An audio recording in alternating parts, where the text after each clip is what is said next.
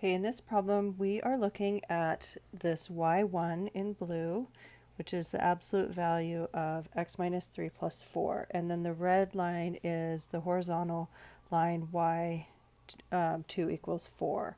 Okay, so if we're looking to see when do they actually intersect, that's this section right here where they're actually touching. Okay, and that happens once, and that looks like at the value x equals 3. So where they actually touch, where they intersect, that represents where y1 is equal to y2. Okay, and so we can write that as x equals 3, or use that set notation. It's the list of numbers. Well, there's only one in there, so it's just the list of one number, which is 3. Okay, in part 2, we're being asked to find when y1 is below y2, when it's less than y2. So when is y1 below y2? Well, if I'm looking at everything below y2, there's never a section where y1 dips down below there. It just doesn't happen. And so there is no solution here, no solution. Okay, and so we can say that as just the set of nothing in it, or we can write the null set,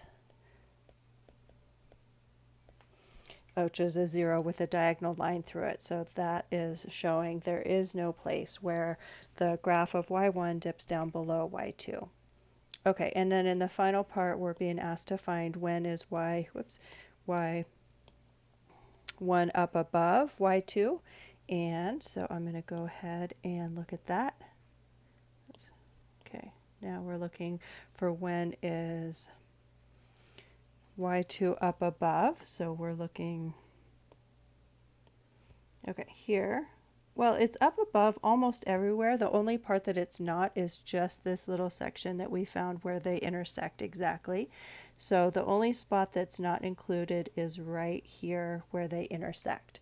Okay, so we can look, and we're going to show that this section is up above, and the domain there is all of these x's along here. So we've got negative infinity to 3 with the parentheses showing that we're not actually including 3. And then our other section is over here. Okay, and those are represented by from 3 to infinity. So this is definitely a special case, different than some of the other ones in this section.